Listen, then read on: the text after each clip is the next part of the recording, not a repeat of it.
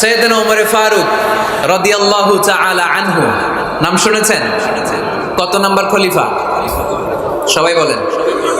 এক নাম্বার খলিফার নাম কি? দুই নাম্বার খলিফার নাম? তিন নাম্বার? চার নাম্বার? রিদওয়ানুল্লাহি তাআলা আলাইহিম আজমাইন। ওমর ফারুক সাধারণ কোন সাহাবী ছিলেন না, তিনি এমন সাহাবী ছিলেন, বিশ্বনবী সাল্লাল্লাহু আলাইহি ওয়াসাল্লাম বলেছেন আমার পরে কোনো নবীও নাই, রাসূলও নাই, তবে আমার পরে যদি কেউ নবী হতো আমার ওমর নবী হয়ে যেত। বিশ্বনবী বলছেন লা নবিয়্যা বা'দি ওয়ালা রাসূলা, আমার পরে কোনো নবী নাই, রাসূল নাই। লাউ কানা বা'দি নাবিয়্যুন লাকানা উমর, তবে আমার পরে যদি নবী হওয়ার কোয়ালিটি আমার কোন সাহাবীর মধ্যে থেকে থাকে, আমার ওমরের মধ্যে সেই কোয়ালিটি আছে।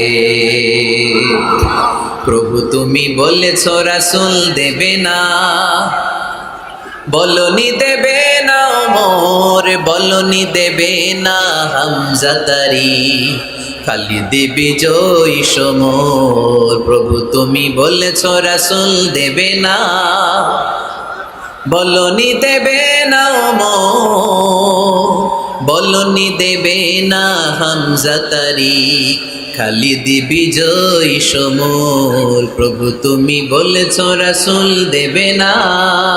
সুবহানাল্লাহ পড়েন। ওমর ফারুক রাদিয়াল্লাহু তাআলা আনহু দ্বিতীয় খলিফার নাম কি ছিল? সবাই বলেন কি নাম? সৈয়দনা ওমর ফারুক রাদিয়াল্লাহু তাআলা আনহু। ওনারে মুনাফিকরা খুব ভয় পেত। কারা? মুনাফিক চিনেন তো? ভিতরে এক বাইরে আরেক, তার নাম? সবাই বলেন ভিতরে এক বাইরে আরেক, তার নাম মুনাফিক। ইউযহিরু খিলাফা মা ইউবতিন, আরবিতে কি বলে? ইউযহিরু খিলাফা মা ইউবতিন, প্রকাশ করে একটা ভিতরে আরেকটা। ভিতরে এক বাইরে আরেক, তার নাম? সবাই বলেন ভিতরে এক বাইরে আরেক, তার নাম? আমরা কি মুনাফিক হতে চাই? এরা যখন যে সুবিধাজনক অবস্থানে থাকে তখন তার সাথে থাকে। ডান দিকে যে বলে আপনি ভালো, আমি আপনার দলের লোক, বায়ে যে বলে আরে না এটা খারাপ, আপনি ভালো, আমি আপনার দলের লোক, এরকম আছে না নাই? যখন যে ক্ষমতায় তখন তারে তেল মারে, যেদিকে বৃষ্টি আর তুফান ওইদিকে ছাতা ধরে, আছে না নাই? বাংলাদেশে একটা গান চলছিল কিছুদিন, শুনতাম, মধু হই হই বিষ হাবাইলা। সূরাতুল মুনাফিকুনের তাফসীর বোঝানোর জন্য এটা আমার জন্য খুব সহজ ছিল। মধু হই হই বিষ হাবাইলা, বলে মধু, বলে কি? বাটির মধ্যে নিয়ে আসছে, বলে এটা মধু, বলে কি? আসলে এটা কি? জোরে বলেন। আমরা কি মুনাফিক হতে চাই? না। আমরা কি হতে চাই? মুনাফিকরা হচ্ছে এদিকেও যায় না আবার ওদিকেও যায় না, মুযাবযাবিন, they all the time long in dilemma, they don't know where to go, they don't know where to proceed, কোন দিকে যাবে জানে না, ডানেও না বায়েও না, নেহি এদার নেহি ওদার, দরমিয়ান মে সাদার বাদার। এরকম আছে না? উপর দিয়ে ফিটফাট, ভিতর দিয়া সদরঘাট। সদরঘাট এখনো ফিটফাট হয় নাই। এই মুনাফিকের অবস্থা হচ্ছে উপরে ফিটফাট, ভিতরে সদরঘাট। আমরা কি মুনাফিক হতে চাই? কি হতে চাই? মুমিন হতে চাই। এই মুনাফিকের দলগুলো মদিনাতুল মুনাওয়ারাতে ওমর ফারুককে খুব ভয় পেত। ওমর ফারুককে দেখলে তারা থারথার করে কাঁপতো। শুধু মুনাফিকরাই নয়, খোদ ইবলিস শয়তানও সাইয়েদনা ওমর ফারুককে দেখলে ভয় পেত। আমরা আমাদের ছেলে মেয়েদেরকে যদি খাবার না খায় আমরা কি বলি? আম্মু খাবার খাও। কি আসবে? ভূত আসবে, বিড়াল আসবে, বাঘ আসবে। এগুলো গাজীপুরে বলে না বোধহয়। আপনাদের ছোট্ট মেয়েটা যদি রাত্রে খেতে না চায় আপনারা লোকমা তুলে কি বলেন? এই তাড়াতাড়ি খাও, কি আসবে? ভূত, ভূত আসবে। তো মদিনার সমাজে মদিনার ছোট্ট কচি কাঁচা সোনার মণিরাও রাতে খেতে চাইতো না।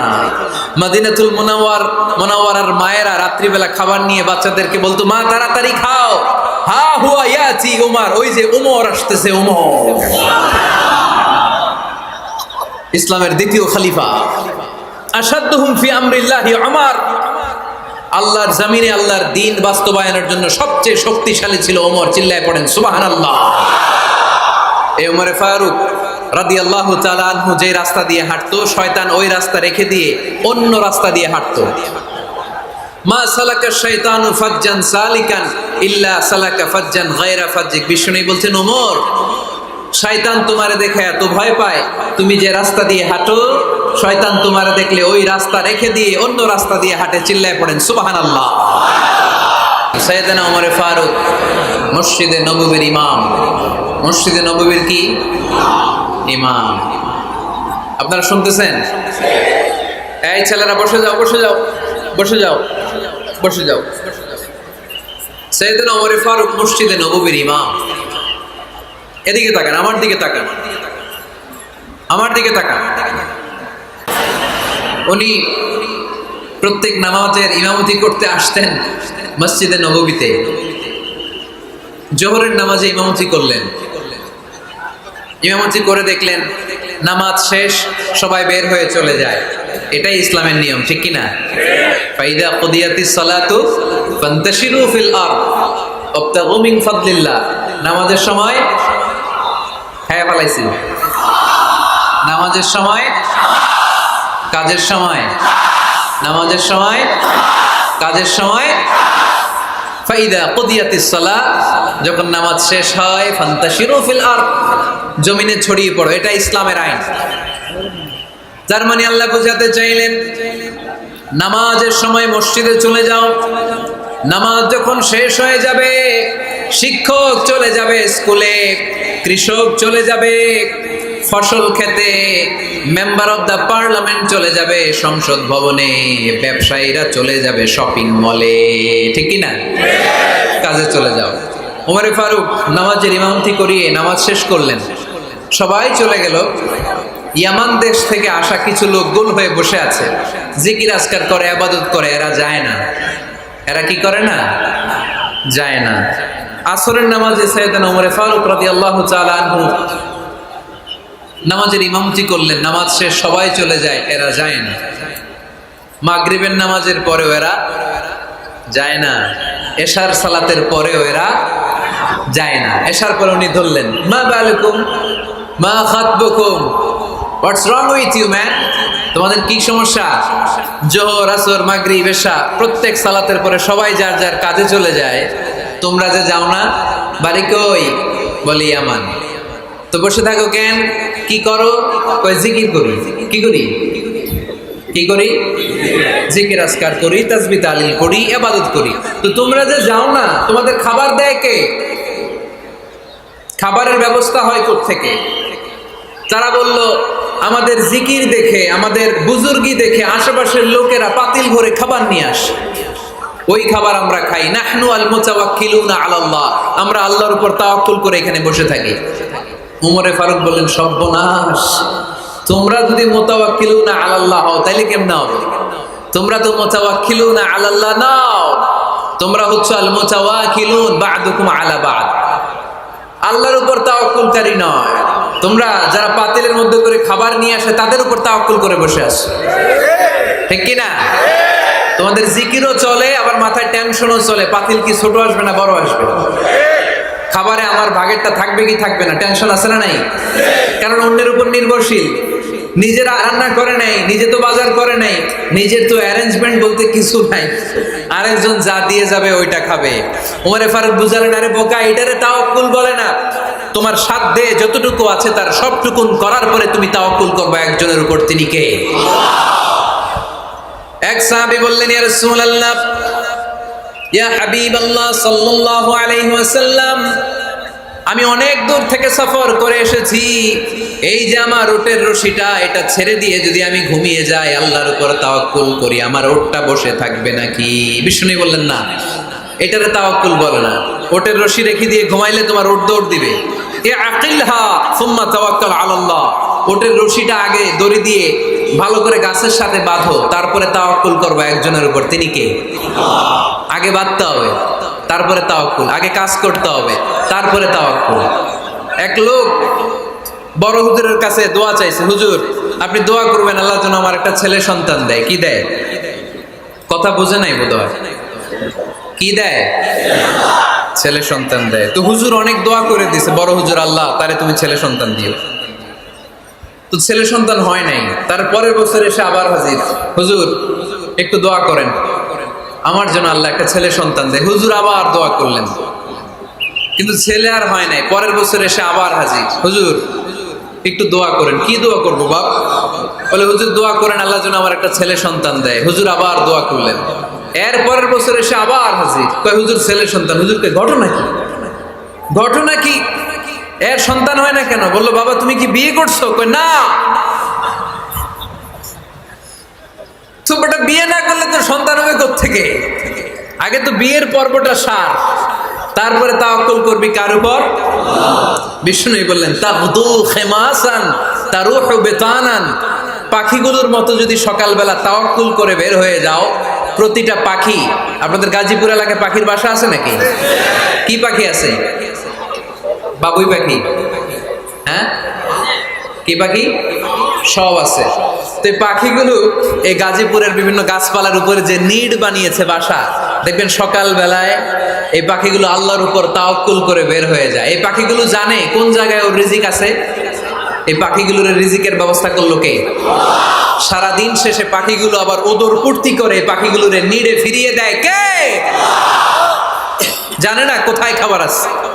আমাদের ফ্রিজ আছে, ফ্রিজ, ডিপ ফ্রিজ, 7 দিনের বাজার করে ডিপ ফ্রিজের মধ্যে খাবার রেখে দেই। পাখিদের ডিপ ফ্রিজ আছে নাকি?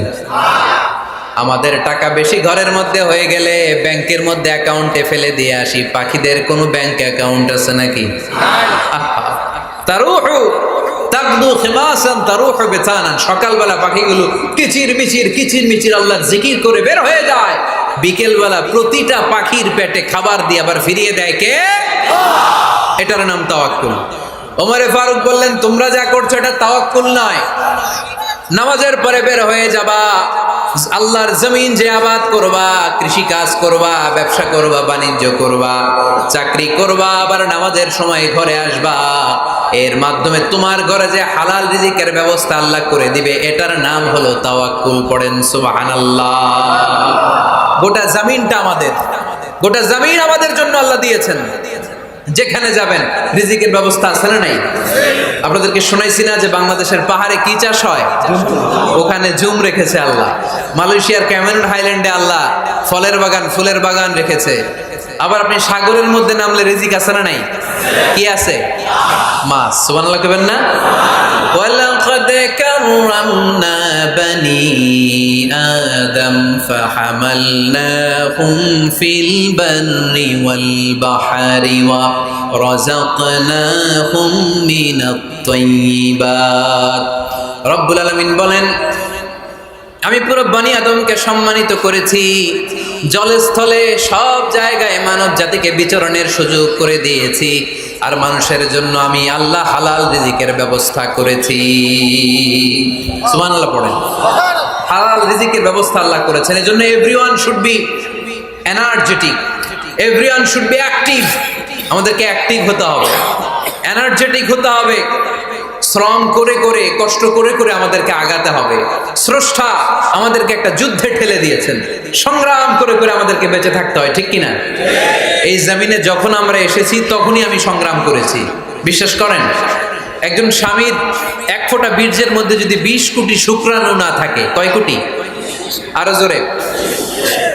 20 কোটি শুক্রাণু যদি না থাকে, 20 কোটি বা 2 কোটি শুক্রাণু যদি না থাকে, তাহলে ওই শুক্রাণু থেকে কোনো মানব সন্তান মায়ের পেটে জন্ম নেয় না। তাহলে চিন্তা করেন, ওই 20 কোটি শুক্রাণুর মধ্যে আমি একটা শুক্রাণু, ঠিক কিনা? এতগুলো শুক্রাণু ডিম্বাণুকে আঘাত করে অ্যাক্টিভ হতে চেয়েছিল। ওই 2 কোটির মধ্যে বাকি সবগুলোরে হারিয়ে চ্যাম্পিয়ন হয়েছিলাম সেদিন মায়ের গর্ভে আমি। চিল্লায় বলো ঠিক কিনা? সেদিন আমার হাত ছিল না, সেদিন আমার পা ছিল না, আমার চোখ ছিল না, আমার রেসপিরেটরি সিস্টেম ছিল না, আমার ব্রেইন সচল ছিল না, আমার মামা ছিল না, আমার দাদা ছিল না, আমার গায়ে শক্তি ছিল না। ওই কঠিন পরীক্ষায় যদি 2 কোটি কম্পিটিটরকে আমি হারিয়ে বিজয় লাভ করতে পারি, এই জমিনের বুকেও আমার কেউ হারাতে পারবে না। চিল্লায় বলো ঠিক কিনা? আমরা এসেছি বিশ্বকে জয় করার জন্য, জয় করার জন্য। আবার যখন মায়ের পেট থেকে বের হই তখনও আমাকে সংগ্রাম করে বেরোতে হয়। এইখানে তোমরা আমার ছোট্ট সোনামণিরা সিজারে হইছো কারা কারা দেখি সিজারে, যে হুজুর আমি সিজারে পৃথিবীতে এসেছি, হাত তোলো। কয়েকজন হাত তুলছে, মাশাআল্লাহ, ঠিক আছে, অসুবিধা নেই, হাত নামাও। এটা একটা প্রাকৃতিক নিয়ম, মায়ের পেট থেকে পৃথিবীতে আমরা এভাবে আসি। কেউ প্রাকৃতিক পদ্ধতিতে আসি, কেউ সিজারে আসি। যারা সিজারে আসছে তারা এই কষ্টটা সহ্য করে নাই, তাদের অন্য ধরনের স্ট্রাগল পৃথিবীতে আসার পরে। কিন্তু আমরা যারা নর্মাল প্রসেসে এসেছি সেই সময়টার কথা খেয়াল করেন। আমাদের দেহের সাইজ অনেক বড়, আমাদের ওজন অনেক বেশি, কিন্তু আমাদের মায়ের যেই অঙ্গটা দিয়ে আমরা পৃথিবীতে এসেছি ওই জায়গাটা বড় সরু। খুব ছোট্ট একটা জায়গা দিয়ে এই বিশাল দেহ নিয়ে আমাকে সংগ্রাম করে আসতে হয়েছে, ঠিক কিনা? এবং এটা ল্যাবরেটরিক্যালি প্রুভড, সায়েন্টিফিক্যালি অ্যাটাস্টেড যে এটা একজন বাচ্চার জন্য, নবজাতক নিউ বর্ন বেবির জন্য খুবই স্বাস্থ্যকর, খুবই হেলদি। কারণ এই ছোট্ট জায়গাটা দিয়ে, মায়ের ওই ছোট্ট অঙ্গ দিয়ে আমরা যে পৃথিবীতে আসি, আমাদেরকে একটা চাপ সহ্য করতে হয়। ওই চাপের কারণে আমার নাকের ভেতরে, কানের ভেতরে যে ধরনের দূষিত গ্লিসারিন আছে, পদার্থ আছে, এগুলো সব বের হয়ে যায়। আর এই প্রচন্ড চাপটা আমাদের দেহটাকে কর্ম সহিষ্ণু হয়ে গড়ে তুলতে সাহায্য করে। কোন সুবহানাল্লাহ।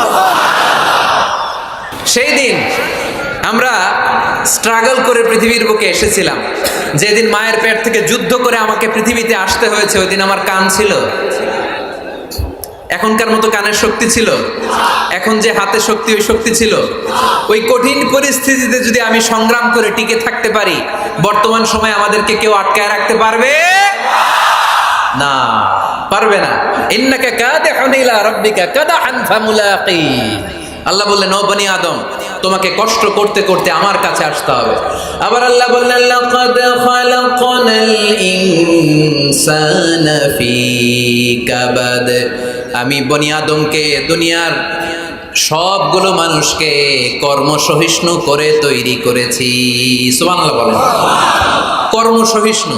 আমাদের এক একজন মানুষ যে আমরা কতটা কষ্ট আর ধৈর্য সহ্য করতে পারি আপনি কল্পনাও করতে পারবেন না। নর্মাল প্রসেসে আমাদের মা যেদিন আমাদেরকে ডেলিভারি দিয়েছিলেন, তখন আমাদের মা 57 ইউনিট প্লাস। সুস্থ মানুষ ব্যথা সহ্য করতে পারে 45 ইউনিট। কত ইউনিট? কিন্তু আমাদের মা যেদিন আমাদেরকে দুনিয়ার বুকে এনেছিলেন, সেদিন আমার মা, আপনার মা ব্যথা সহ্য করেছিল 57 ইউনিট প্লাস, 57 ইউনিটেরও বেশি। এই ব্যথাটা সাধারণ কোনো ব্যথা নয়।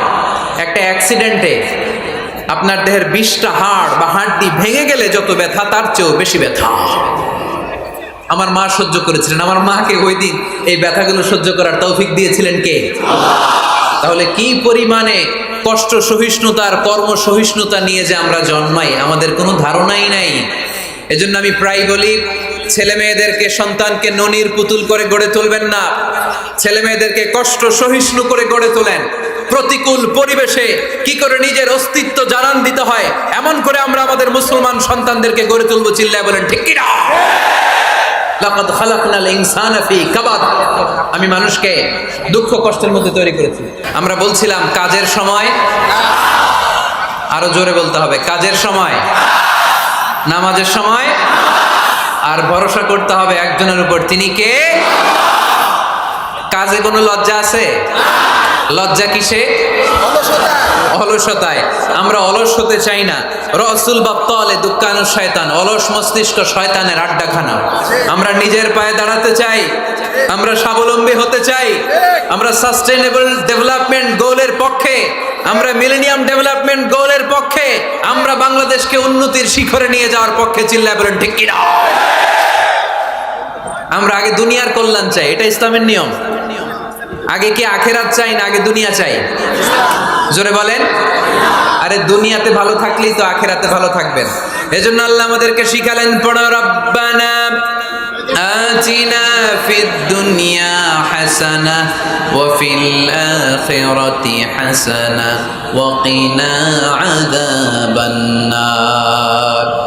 আয় আমাদের রব, এই দুনিয়ার বুকে আপনি আমাদেরকে কল্যাণ দেন, আখিরাতের বুকে আপনি আমাদেরকে কল্যাণ দেন, আগুনের শাস্তি থেকে আল্লাহ আপনি আমাদেরকে বাঁচিয়ে দেন। পড়ে না আমিন। তাহলে আগে দুনিয়া, তবে দুনিয়াকে হৃদয়ে স্থান দেয়া যাবে না। দুনিয়াকে বশ করে হাতে নিব, কিন্তু হৃদয়ে থাকবে আখিরাত। জোরে বলতে হবে ঠিক কি না?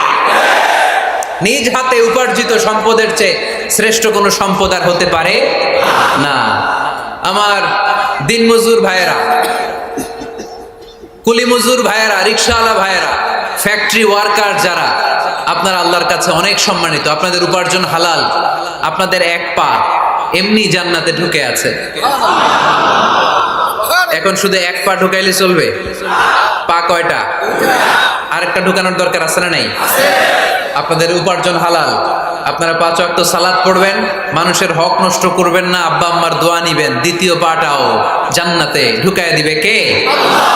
মা আকালা আহাদুন তাআমান ক্বাত্তু খায়রুম মিন আইয়াকুলা মিন আমালি ইয়াদিহি। নিজের হাতে উপার্জিত সম্পদের চেয়ে, খাবারের চেয়ে শ্রেষ্ঠ সম্পদ আর হতে পারে না। আমার রিকশাওয়ালা ভাই, তার উপার্জন হালাল না হারাম? আমার কুলি মজুর ভাই, উপার্জন হালাল না হারাম? মাথার গাম পায়ে ফেলে ফ্যাক্টরি ওয়ার্কাররা যে বেতনটা পায়, এটা হালাল না হারাম? তাদের দোয়াকে কবুল করে নিবে কে? এজন্য যুবক ভাইরা, never under estimate any job. কোন জবকে, কোন চাকরিকে ছোট করে দেখার সুযোগ নাই। কারণ আমার উপার্জন হালাল হলেই ওই হালাল উপার্জনে বরকত দিবে কে? Whether it's the small or big, you don't care. এটা তোমার কেয়ার করার দরকার নেই। চাকরি পেলেই একটা ঢুকে যাবা, চাকরি পেলেই ঢুকে যাবা। কারণ আমাদের চাকরির বাজার মন্দা। আমাদের বাংলাদেশ, ভারতে কোন একটা চাকরির জন্য চেয়েছে 8 পাস, ওইখানে অ্যাপ্লাই করে ডক্টরেট ডিগ্রি দাঁড়িয়ে আছে না নাই? এত কষ্ট করে চাকরি পাওয়া পৃথিবীর কোথাও লাগে না। কারণ আমাদের পপুলেশন বেশি, তাই চাকরির জন্য আমাদের বসে থাকা লাগবে না। আমাদেরকে উদ্যোক্তা হতে হবে, আমাদের এন্টারপ্রেনার হতে হবে। শুরুতে যেটা বলেছিলাম, আমাদের আইডিয়াকে কাজে লাগাতে হবে, ঠিক কিনা? আর যাই করবো আমরা ভালোভাবে করব। ভালোভাবে করলে ওই কাজে বরকত দেয় কে?